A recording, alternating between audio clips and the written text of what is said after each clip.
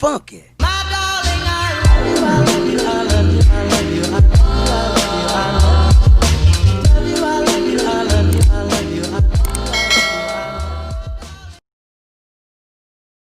Hey you guys, welcome back to my channel, and in today's video I'm going to be going over basically just like a summary, like a review on like projectiles and like vectors and stuff. So basically just gonna be like a whole mess with just like everything combined together.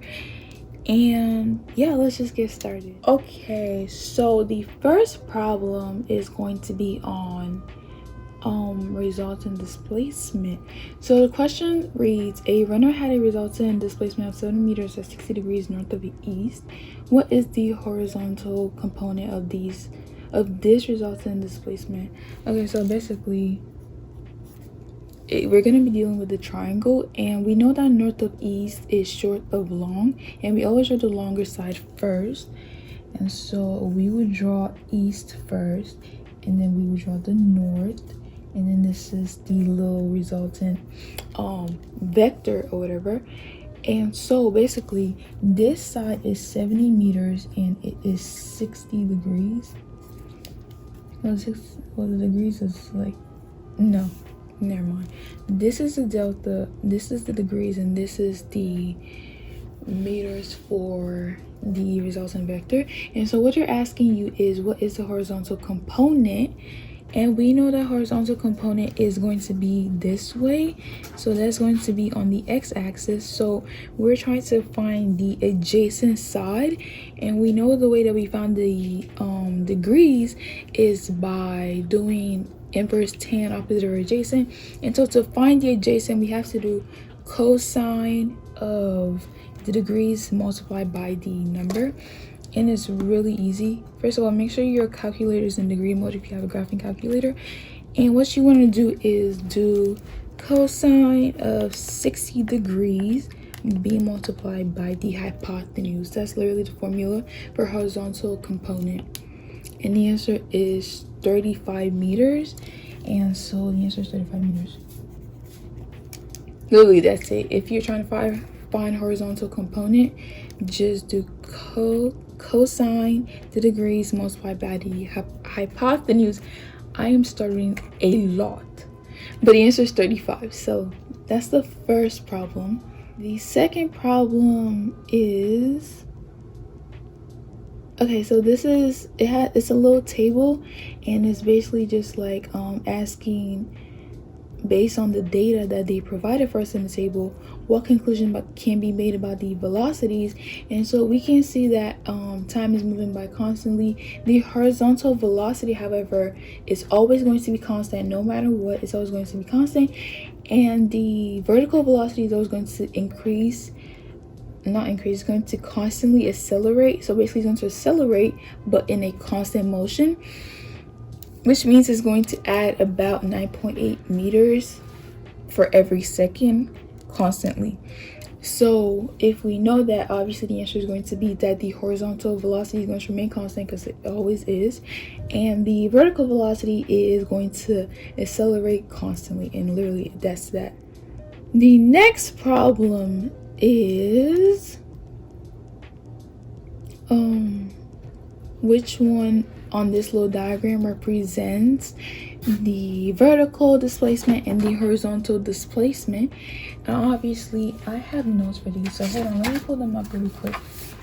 I have a little diagram that I drew for myself because, okay, so just like I said, I have a little sketch of like horizontal projectile diagrams, and it's asking us which one is the horizontal displacement. So basically, which one is the d of x, and obviously it is the range, and so that would be b. And what is the vertical displacement? So what is the d of y, and that is height. So that is A. I don't know why I said that's high, because that's literally irrelevant, but that's A. So your answer will be B and A. And literally that's that. If you didn't have the diagram, it could have been a little bit more difficult for you, but I always take notes. So that's the one thing. If you take a lot of notes, you're probably gonna be successful. But you know, it's none of my business. Okay, so the next one reads, A student walked 5 meters towards the cafeteria north of her. Why is it still here? Okay, so the next problem, I'm gonna just put number 2. It says a student walks 5 meters towards the cafeteria, which is north. So 5 meters north, and then ate lunch. And after lunch, the student walked back to her classroom, which is 5 meters south. So she went back 5 meters south. So basically she returned back to her starting position, and so basically her displacement is 0 meters because she went right back to her starting position. And for displacement, if your object returns to a starting position, if its final position is the same as the starting position, it is 0.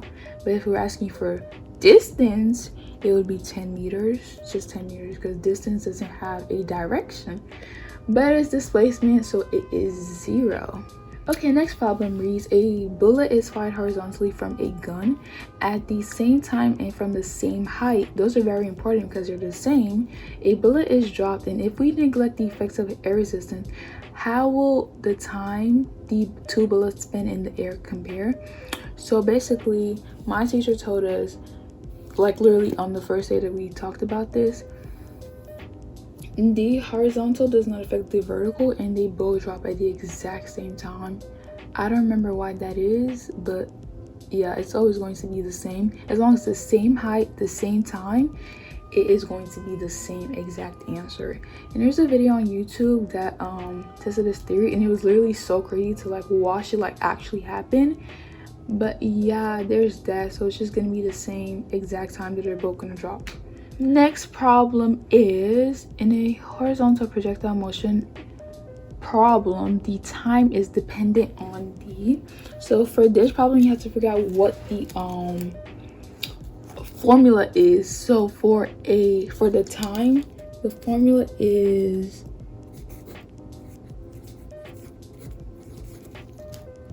two times the height divided by gravity, the gravitational, yeah, I don't know what I'm saying. But so the only thing that isn't going to always be constant in this equation is dy. 2 is always going to be constant, and gravity is always going to be constant. The only thing that's going to change is dy, and dy is the height. So time is dependent on height, and that's your answer. Next problem. A student rows a rowboat south. I'm going to draw my little compass. Okay, so a student rows south, so they go down, and then for 5 meters per second, and a student flows east at 4 meters per second. Let me actually label that for east. And which of the following is drawn correctly?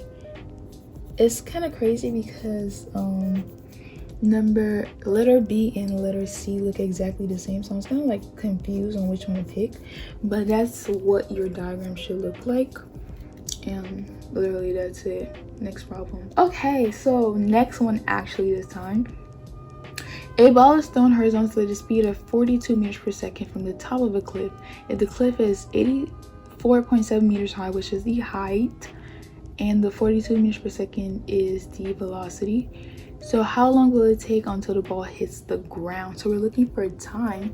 Lucky for us, I already wrote the formula for time. So in your calculator, what you want to do is second pi, so second x squared, and it gives you pi.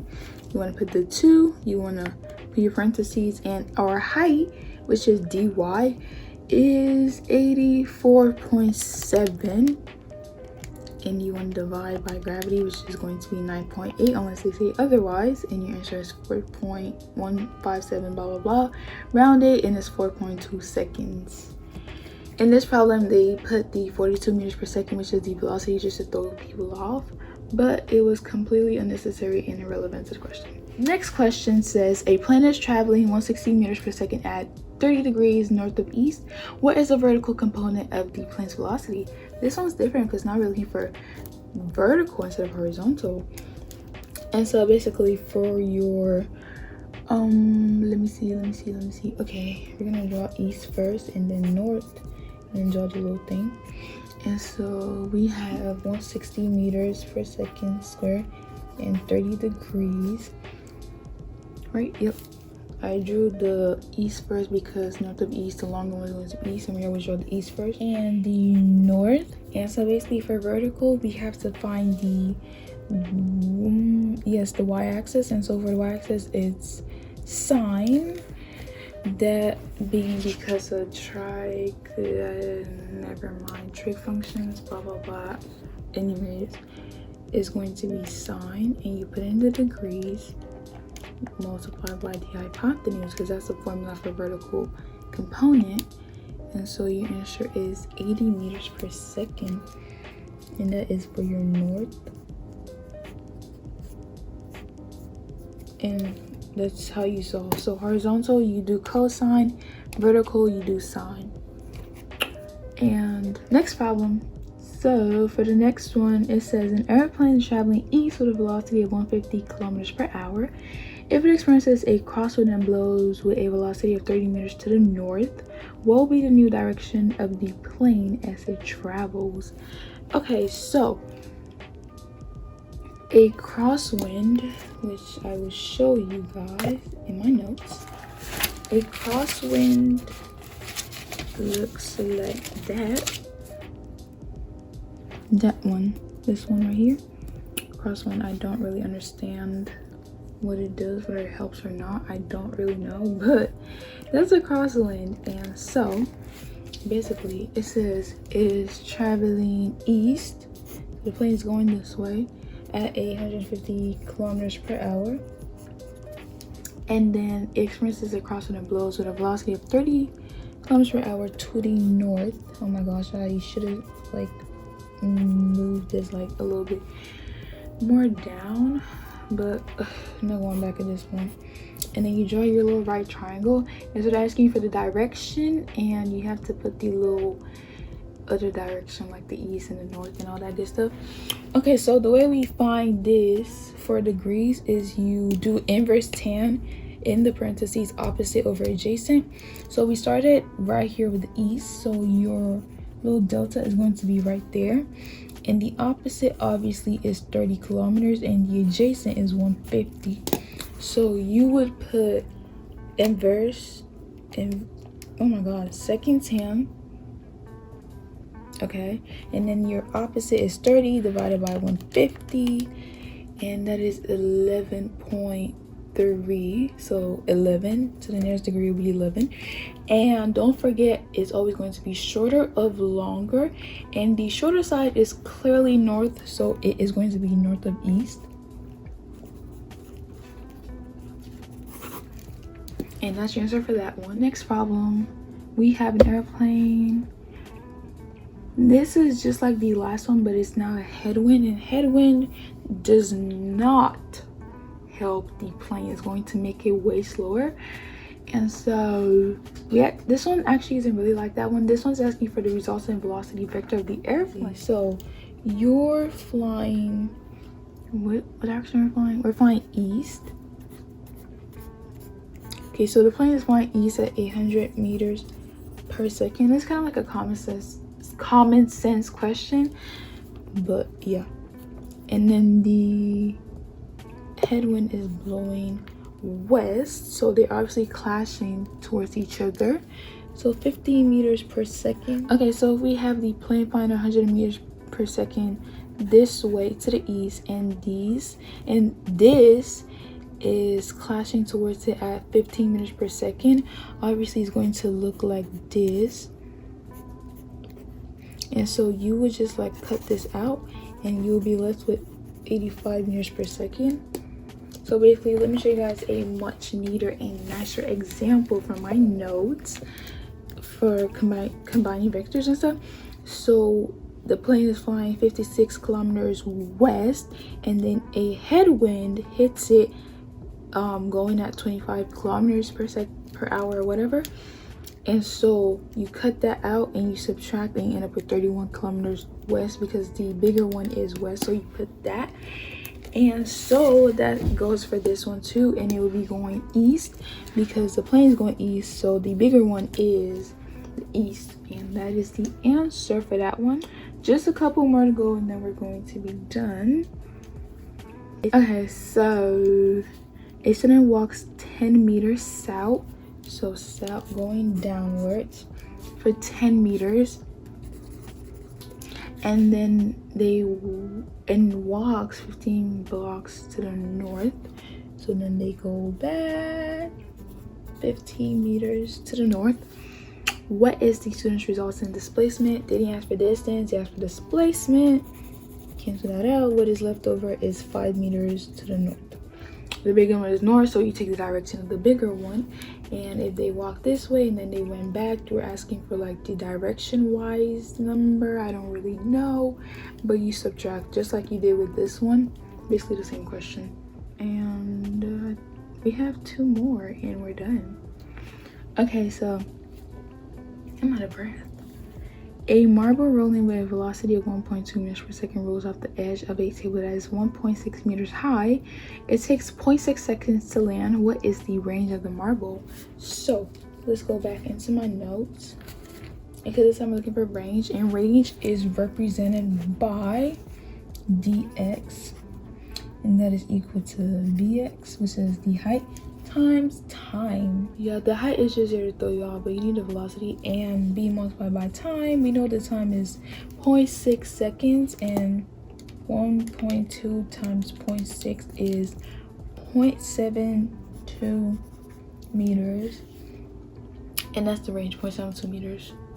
Honestly, those, all you have to do is just make sure you follow the formula, read the question right, and make sure you're putting in the right numbers, so you don't put high for like the velocity. You would obviously get that wrong, so be careful with the wording and make sure you are following the formula. And if you are having trouble with that, just make sure you label it. That's what I did for mine. I don't know what dy is. I have to look at my notes to see that it's height. I don't know what dx is. I have to look at my notes and see that it's range. And yeah, it just helps taking notes, honestly. But the last problem is a hiker travels 20 kilometers east. I was gonna label, and then has to make a turn to the north to stay on the correct trail. The hiker travels in north for 60 kilometers before stopping, so they go 16 kilometers north. And what is the hiker's resultant displacement? Resultant displacement is asking for the hypotenuse, and what you have to do for hypotenuse when you're solving for like these, if you remember, you just have to do Pythagorean theorem. C squared is equal to a squared plus b squared. Please do not leave it like that and say that's your answer. That is c squared. You have to look for c, and c is 25.6. And don't forget, short of the longer side. This is the shorter side because 16 is smaller than 20. This is the longer side, so your answer is going to be 25.6 kilometers north of east. And that is all of the questions, and I hope you guys found this video helpful and you learned something new, or like it at least helps you like clarify stuff. And I hope you guys in the next one. Bye guys.